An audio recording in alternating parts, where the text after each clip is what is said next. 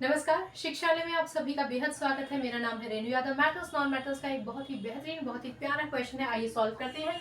Teachers का favourite question है। अलग अलग ग्रुपों में टीचर्स इस क्वेश्चन को पूछ लेते हैं, वो भी डिस्कस करेंगे।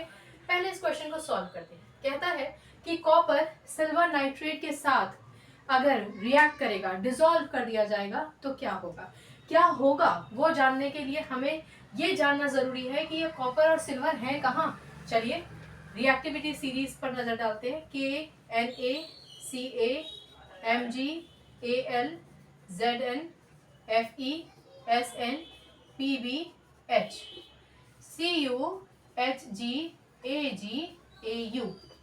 देखिए हाइड्रोजन से नीचे है ये सारे के सारे। अगर कभी इस क्वेश्चन से अलग हट के बता रही हूँ, अगर इन एलिमेंट्स का रिएक्शन HCl, H2SO4, HNO3 से करवा दिया जाए तो ये एलिमेंट्स रिएक्शन नहीं देंगे, क्योंकि हाइड्रोजन से नीचे है। तो हाइड्रोजन को तो डिस्प्लेस ही नहीं कर सकते, क्योंकि हाइड्रोजन से नीचे है। याद रहेगा ना। चलिए इस क्वेश्चन के संदर्भ में हमें क्या इंपॉर्टेंट चीज नोट करनी है। हमें नोट करना है कॉपर की पोजीशन कहाँ है, ये रही। और सिल्वर की पोजीशन, सिल्वर कहाँ है, ये। अब आप खुद देखिए रिएक्टिविटी सीरीज में कॉपर ऊपर है और सिल्वर नीचे है, यानी कि कॉपर स्ट्रॉन्ग है और सिल्वर कॉपर से वीक है। कहने का मतलब कि कॉपर में इतनी क्षमता है कि वो सिल्वर को उसकी जगह से हटा दे। चलिए अब हम इक्वेशन लिखते हैं और बहुत सारी बातें समझेंगे। पूछा है कि कॉपर सिल्वर नाइट्रेट के साथ रिएक्ट करेगा तो क्या होगा। सिल्वर नाइट्रेट क्या होता है, AgNO3। ठीक है, AgNO3 कैसे बना था, हम जब रिएक्शन में प्रोसीड करेंगे आपको समझ में आ जाएगा। चलिए हमने अभी अभी रिएक्टिविटी सीरीज के माध्यम से ये समझ लिया कि कॉपर सिल्वर को उसकी जगह से हटा सकता है। जब कोई एलिमेंट दूसरी एलिमेंट को उसकी जगह से हटाकर उसके पार्टनर के साथ अपना बिजनेस पार्टनरशिप कर ले, तो आप समझ जाइए कि ये डिस्प्लेसमेंट रिएक्शन का एक एग्जाम्पल है। तो ये डिस्प्लेसमेंट रिएक्शन का एक एग्जाम्पल है। चलिए अब इनकी रिएक्शंस को प्रोसीड करने के लिए इनको आयंस में तोड़ दीजिए। Cu होता है 2 पॉजिटिव, इसको तोड़िएगा Ag पॉजिटिव, NO3 नेगेटिव। क्योंकि इक्वल अपोजिट वैलेंसीज हैं, इसलिए इन दोनों ने मिलकर AgNO3 बनाया था। मिल गया आपको क्वेश्चन का आंसर।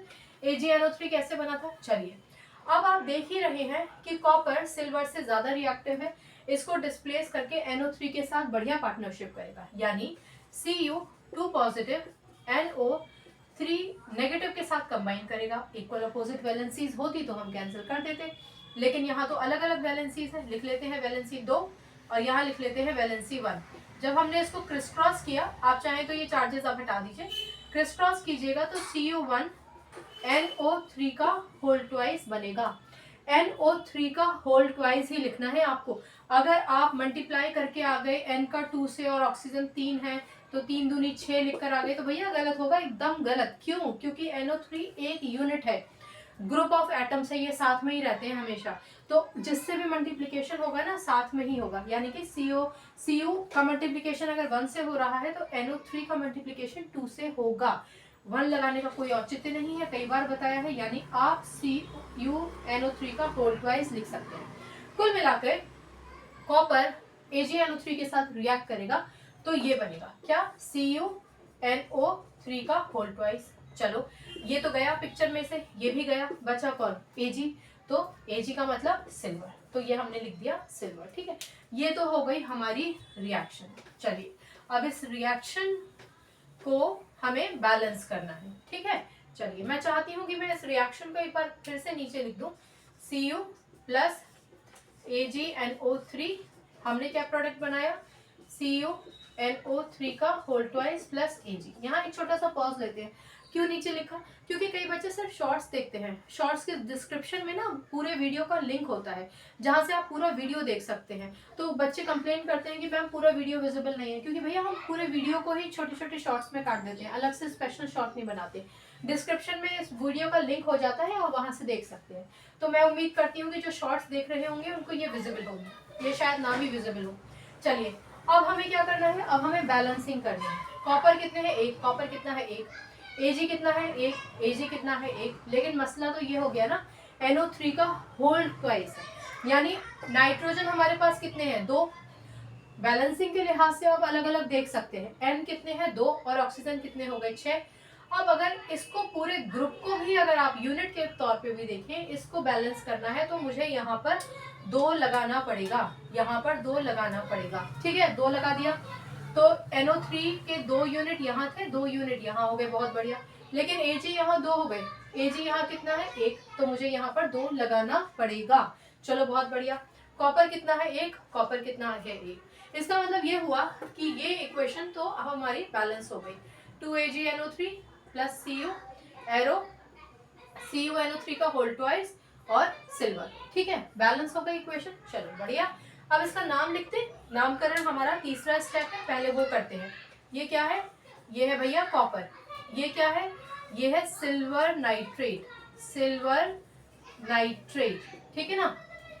वेल ये क्या है, अब भाई अगर वो सिल्वर नाइट्रेट था तो क्योंकि कॉपर ने नाइट्रेट के साथ कंबाइन किया है तो ये कहलाया जाएगा आपका कॉपर नाइट्रेट, कॉपर नाइट्रेट। ठीक है, ये कौन है, ये है आपका सिल्वर। क्लियर हो गई बात, आई होप इतना आपको क्लियर हो गया। चलिए ये इक्वेशन हमारी यहाँ पर पूरी हो गई। अब पहले हम स्टेट्स की बात कर लेते हैं और उसके बाद आगे क्या क्वेश्चन टीचर पूछती है वो मैं आपको बताऊंगी। कॉपर के ब्रैकेट में आप सॉलिड लिखा देखेंगे क्योंकि कॉपर एक मेटल है और मेटल्स जितने भी होते हैं वो सॉलिड ही होते हैं, एक्सेप्शंस की बात नहीं कर रहे हैं। जो सिल्वर नाइट्रेट होता है बच्चों वो एक्वस होता है, मेरे पास जगह नहीं है इसलिए मैंने ऊपर लिख दिया है, एक्वस होता है। ठीक है ना, एक्वस फॉर्म, एक्वस का मतलब है कि पानी में घोलने से ये एक सॉल्यूशन बन गया था सिल्वर नाइट्रेट का। क्लियर।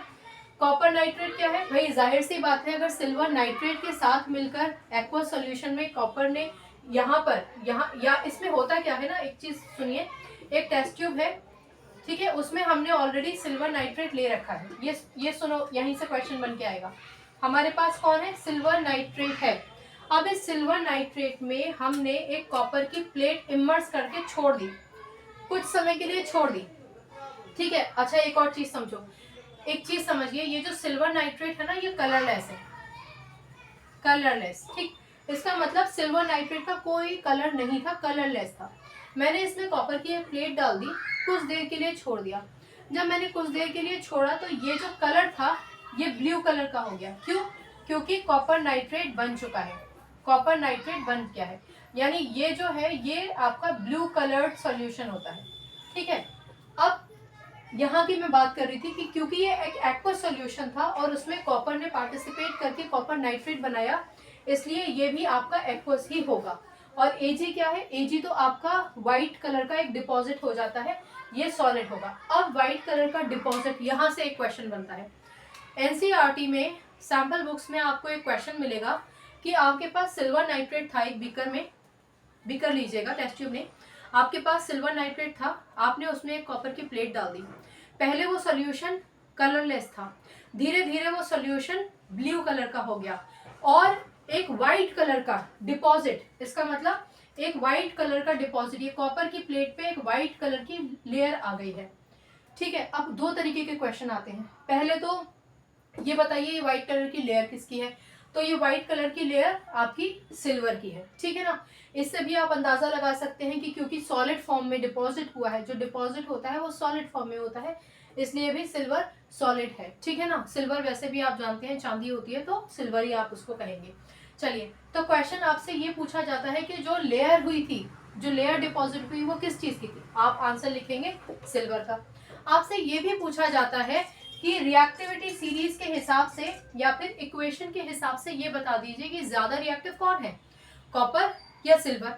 अब ये क्वेश्चन आपसे इसलिए पूछा जाता है क्योंकि दोनों के दोनों एलिमेंट्स हाइड्रोजन से नीचे हैं, लेकिन हमने आपको रिएक्टिविटी सीरीज में बताया कि हाइड्रोजन के नीचे की जो सीरीज है उसमें Cu Hg Ag Au होता है, यानी कॉपर यहाँ है और सिल्वर यहाँ है, तो आपका आंसर होगा कि copper is more reactive than silver. ये दूसरा क्वेश्चन है। तीसरा क्वेश्चन, उसका सोल्यूशन ये है, वो आपसे पूछ सकते हैं कि when copper reacts with silver nitrate what is produced. ठीक है, आ गई बात समझ में। तो ये बहुत प्यारा क्वेश्चन है, दो क्वेश्चंस का कॉम्बिनेशन है। टीचर चाहेंगी तो डायरेक्टली पूछ सकती है आपसे, टीचर चाहेंगी तो आपसे ये भी पूछ सकती है कि सिल्वर नाइट्रेट कलरलेस सोल्यूशन होता है, वो कॉपर के कांटेक्ट में आने से ब्लू कलर का क्यों हो गया, तो अब आपको आंसर पता है। टीचर इनमें से ज्यादा रिएक्टिव कौन है ये भी पूछ सकती है, और टीचर ये भी पूछ सकती है कि ये व्हाइट डिपॉजिट किस चीज का था। ये जो स्टेट्स होते हैं अक्सर हम इक्वेशंस के साथ नहीं लिखते हैं, किताब में लिखे हैं, आपको समझ में आ जाए इसलिए हर बार आपको हम बता देते हैं, ठीक है। ये जो पूरा लेक्चर है ना आपका शॉर्ट्स के फॉर्म में हम डाल देते हैं, शॉर्ट्स में डिस्क्रिप्शन में आपको पूरा लेक्चर मिल जाएगा। अगर कहीं कोई कंफ्यूजन है तो प्लीज़ खुशी से पूछिए। और ये जो मेटल्स नॉन मेटल्स ही नहीं, 10th स्टैंडर्ड के सारे लेसन्स आपके प्लेलिस्ट बनी हुई रखी है, आप चाहेंगे तो उन प्लेलिस्ट को सर्च करके अपना मनपसंद टॉपिक, जिस टॉपिक में आपको दिक्कत है वो समझ सकते हैं। फिर भी अगर आपको दिक्कत है तो शिक्षालय पे पूछिए। हम नहीं चाहते कि आप केमिस्ट्री को रट्टाफिकेशन करें। देखिए रटने जैसी कोई चीज़ ही नहीं है, इतनी बढ़िया प्यारी इक्वेशन आपने बना दी और सारे सवालों के जवाब भी दे दिया आपने, ठीक है ना। जो सवाल एडिशनल बताए थे वो बोर्ड पे नहीं लिखे, पर आप समझ गए होंगे, किताब पढ़ेंगे आपको क्वेश्चन मिल जाएगा, आप आंसर समझ जाएंगे। केमिस्ट्री रट्टाफिकेशन का सब्जेक्ट नहीं है, ठीक है। केमिस्ट्री से अपनी केमिस्ट्री अच्छी बनाइए, शिक्षालय आइए। अगली बार मिलने तक अपना ख्याल रखिए, खुश रहिए, सकारात्मक रहिए, आपकी जीत होगी, 100% होगी, बस डटे रहिए। नमस्कार।